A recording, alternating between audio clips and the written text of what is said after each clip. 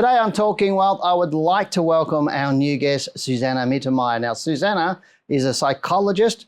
She's also the founder of the revolutionary new approach, Pragmatic Psychology. She's also an author and an international best-selling author at that, and her book is called Pragmatic Psychology, Practical Tools for Being Crazy Happy. Now, everybody wants that. She's also an internationally accredited Access Consciousness facilitator and one of the leading trainers for access bars in business. Now, access bars is a 30-minute light touch technique on the head that has similar effects to meditation. It provides a deep relaxation, which can increase performance, optimization, and prevent burnouts. And don't we all like that? Susanna Mittermaier, welcome to Talking Wealth. How are you today? Thank you for having me. I'm wonderful. Yeah, well, thank you for taking the time. I know you're on the road. Normally you're in Austria, but now you're in Costa Rica. So you do get around a lot, don't you? Yes, I love traveling and exploring the world and inspiring wherever I can get to. Tell me a little bit about your book. I mean, is that your only book or have you got other ones? I've got 4 books so far, and it's part of this pragmatic psychology creation that I've been doing for many years now. I've started in psychiatry and child oncology after I've been finishing my education. And I've always been curious, seeing people who suffer and seeing people who are boxed into different, diagnoses like depression and anxiety and stress and all of that. I always wondered, is there a different approach? Is there a different way? Rather than looking at the problem, which is for me always a dramatic approach, and then looking for a solution, rather focusing on the possibility, on the resource. And that's for me the pragmatic approach, like doing what works. And it's basically like a shortcut to change and possibilities. And then from my explorations of how else can therapy be done, can coaching be done, this new approach was created, and also the books I've been writing. I know when I do talk to people on, can I say, psychology or mindset, there's a whole lot we don't know about the brain and how to, can I say, program it, if I can say that. And some of these new techniques like you're talking about, pragmatic psychology, when I read that, I went, wow, that sounds really, really interesting especially because the last few years, everybody's had a lot of stress in their life because of going through the pandemic, working from home, how can I say, a lifestyle shift for everybody. But can we talk a little bit about how we reduce stress with pragmatic psychology? Absolutely. And it's realizing that stress is something that is considered normal. Like you're actually supposed to have a little stress to prove that you're productive. It's a little bit in vogue, and realizing that it's might be normal for others, you can ask yourself, does it have to be normal for me? And it's like, if we look at nature, I always like to compare like how productivity and creation can be, looking at Earth. And I mean, nature never stresses, right? I mean, trees never go, oh my God, like I'm so stressed growing my leaves, or, looking at what's required. It always creates from a sense of relaxation. And that's something that we could be too and choose to, if we allow it and if we allow ourselves to be different. But what's in the way many times of having that choice is our points of view, and points of view that we oftentimes don't even realize that we have. And it's a known fact that our points of view, they shape our world. Like they create a filter through which we look at how we create our lives and what's possible and what's not possible. And if we become clear on what point of view do I have that's creating this stressful situation? Like, how am I even creating this? What judgments do I have? And we become present with those and become clear with those. We can actually let go of them and look at, okay, if I wouldn't have those points of view, how would I see this situation? What could I receive? What could I be? What possibility could I be aware of? if I wouldn't have this filter. And that's one way of starting to, you said programming, maybe deprogramming your brain or unprogramming your brain so you can stop looking through those filters, because those filters oftentimes are not even ours. Those might be filters that we grew up with. They might be filters from our culture or from, the people we work with. It's so easy for us to slip into other people's ways of looking at the world. Most people want to be normal, they want to fit in, they want to belong, so they take on the same points of view like the people they grew up with or their culture or their workplace. But then if we go, okay, that's other people's stuff, that's other people's points of view. Do they have to be mine? How would I, if I would be me, if I would totally be me and I would never have heard about any of these other points of view, how would I see the world? How would I deal with this situation? And you might find yourself in a totally different space. You might realize, oh, I have a different choice here that I haven't considered. But it is that willingness to be different in a world that is all about sameness. It is so much. And I know there's, I've heard so many times that you become like the 5 closest people to you. And I was only having a chat with one of my very, very close, or one of the closest people in the business with the core group, only 2-3 days ago. And she goes, what we do is we reflect each other all of the time, and you're taking on some of my stuff and I'm taking on some of your stuff. And I went, yeah, because we are so close, we are doing that because we do want to be more like those people, I suppose. But I love the way you've taken it to be able to, what if I didn't have that? Yeah.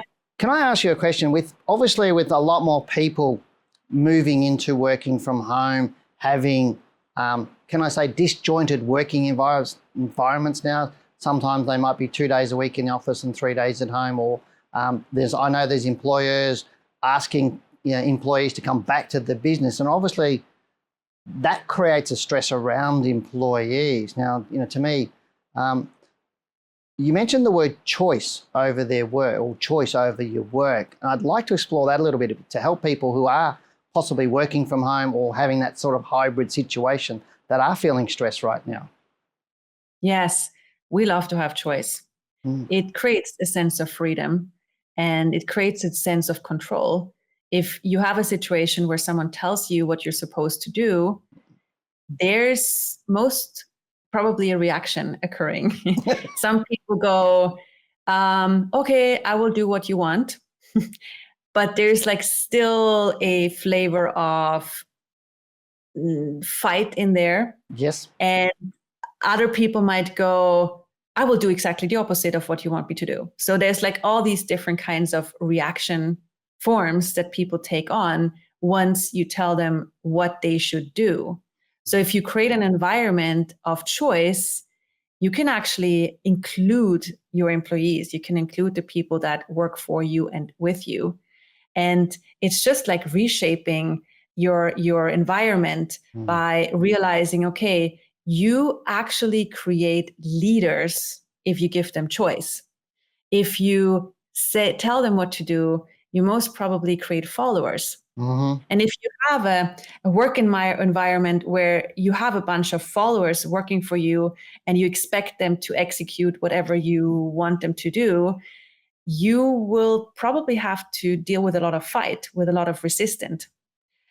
If you instead cultivate a culture of, hey, what works for you? You ask your employees questions and what makes your life easier, what makes your work situation easier. They get to choose, and you cultivate them being aware of what is well-being for me, what works for me, what creates more lightness and space for me. And that way they can train their awareness on what relaxes them. And we all know when people are relaxed, they are more productive. When people are relaxed, they're more creative. So you are creating more resources for your business when you create an environment of choice rather than telling people what they're supposed to do. Makes so much sense, doesn't it? I mean, just to say to people, well, hey, 9 to 5, if we say what you do in that 9 to 5 is up to you, or whether you come into work or whether you don't come into work, it's giving that people that control. But how does it work, obviously, if you must have employees at work or at an office rather than being able to have a hybrid situation? Are you still able to do that? Yes, you ask within the context that is possible for your particular workplace, whether you can have people work at home, or if you say, no, that's not working for our context, for our business, we have to have people actually be there, then you can still create an environment of choice. And you do that by introducing the tool of questions. You ask them questions. Like whenever you ask people questions, they feel included. Like you can ask them, hey, how are things for you? How are they going? What are you noticing in the workplace? Is there anything that would make things easier for you? Is there anything that would create more space for you? And then they can start to create their workplace in a way that works for them. Because, sometimes we have certain things we have to do there on our list, or certain, things we have to be there in person. Then you can still have people have a sense of choice by asking them questions.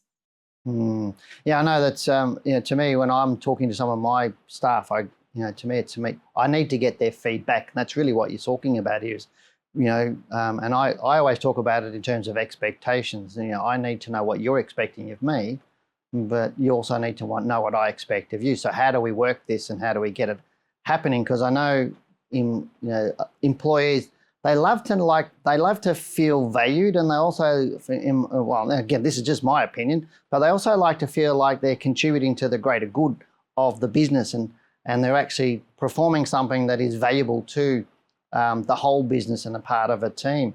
Are you able to comment on that sort of stuff? Yes. I mean, we all know those situations when we just tick the things we should do, and we're like, okay, done. And you're like, why am I even doing this? Like, I don't feel this has any purpose, or it doesn't even do any good for something bigger. And we can do this for a while, to get by, maybe to get some money or to get going again. But then after a while, we go, I would like more in my life. I would like to have a sense of value, of purpose. I want to know that I'm contributing to something, as well as being contributed to. And this is a big part also in businesses, in being an employee, to know, okay, I'm actually valuable. I'm valuable for this company, and I'm being valued. And again, you can create that by asking for your employees' awareness on things. Any one of those, whether it's the person who cleans the rooms, or someone who is a co-CEO, or whoever they are, all of them have a unique perspective on your business. All of them see something that others don't see because of who they are, because of the work that they do. And they can help you so much in moving your business forward. And you receiving them makes a big difference. People are usually not being received in their uniqueness, in their unique perspective. So having a sense of, wow, my difference, my perspective is being received, not just like, yeah, okay, thanks. And, like being dismissed. Many times we're being dismissed because what we say doesn't match someone else's point of view. But even if you are received, even if your point of view is different, even if it's not comprehensible in that very moment, but it's still valued and received, honestly received, then the person can grow. It's like you create shiny, happy people, actually, in your office, and they come up with more ideas, and they come up with more ways of contributing to you, and it creates even a generative energy in your business. Even if they don't have ideas that you might use or implement, it's still like people who are grateful for you. They create a generative energy for your business to grow. So I would highly recommend asking them, hey, what's your perspective? What do you see in regards to this and this situation, in regards to our business? What would you suggest that we change? Or is there anything you see that we could change and do better or different? And most of them have not been asked. Most of them have never been asked their whole lives to add their awareness on anything. Most of us, when we grew up, we've been told what we should do, how we should behave, how we should fit in, what's right, what's wrong, what's good, what's bad. But being asked for our awareness is like, oh, somebody's interested in me. That's new. Some people might not even know what to do with this in the first moment because they're so not used to being asked. But if you do it a couple of times, you train their awareness. And when you train their awareness of seeing what they see, you also train their creativity.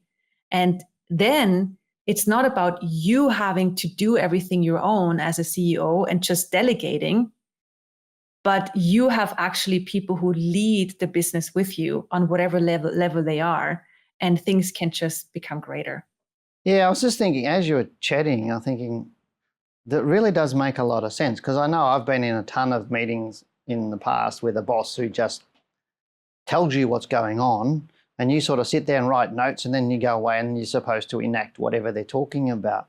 But if I can create a situation, let's say I'm having a meeting with a team and I say, well, here's the challenges we've got, and we ask every single person about what their feedback is on what they believe is the solution to that, or how would we go about managing that issue, whatever that is. And as long as everybody feels heard, it doesn't matter if, and correct me if I'm wrong, but it doesn't matter if your view is not taken or your solution is not taken, as long as everybody's been heard and everybody goes, oh, okay, well, 5 out of 6 people like this way, that person who didn't get their idea or view through still feels valued. Is that what you're saying?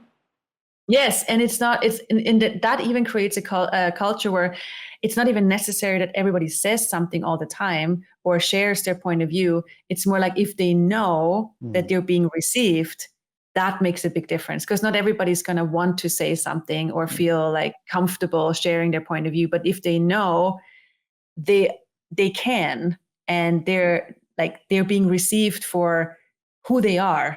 Gotcha. That's so huge. That's so huge if they just be valued for, hey, you're not just here to get things done. You're here because you are valuable with your perspective on things. And with the people that work with me and for me, I hire them, I have them in my teams, not just because they tick off, their tasks, but because they add something to the business. They add awarenesses to their business that I don't have. That I add people that are better than me in what they do. So that's what makes things grow, to add people that are better than us, because they do something. Like the computer people, I don't know what they're doing. When they ask me, should we do this and this? I'm like, I don't know. Like, you sound like Chinese, translate into Russian. I don't know what you mean. So what would you suggest? What are you aware of? What are you aware of that our future requires? And then, oh, I haven't been asked. Thanks for asking. And then they go and have green light and do their thing. So oftentimes they create their own jobs. They start with something and then they go, actually, I'm better at this. I would like to do this more. And then they end up somewhere totally different, but they didn't even realize they can do what they end up doing. And then everything just grows. Because I mean, you've used the word values a few times, or somebody values this. And to me, what I'm hearing, and again, correct me if I'm wrong, is if people value that more than a pay rise, if they feel like they're valued in the business or they're valued by their boss, they value that in their own mind more than not getting a pay rise. Is that correct? Would that be correct to assume that? I just didn't understand the word pay rise, but now when they get more money, yeah. Get more money, yes. It's just my Australian accent. It took me a moment. Yes, absolutely. And money is great, and we should always include the money and the willingness to receive money. And at the end of the day, yeah, there are other things than only the money. Like you want to also be valued and add what you know to everything and contribute. So all of it. Oh, that's cool. I'm glad we got that right. So, please excuse my Australian accent, but I learned. It's great. Love it. Thank you. Well, Susanna Mittermaier, thank you very much for being on Talking Wealth. I know the information that you're sharing about the health and well-being of everybody is in terms of reducing stress and what you're talking about in pragmatic psychology. I think everybody should get into that and probably buy that book of yours too. So I'm assuming it's available on Amazon and everything else around the world? Yes, absolutely. Fantastic. Well, Susanna Mittermaier, thank you for being on Talking Wealth. Thank you for having me.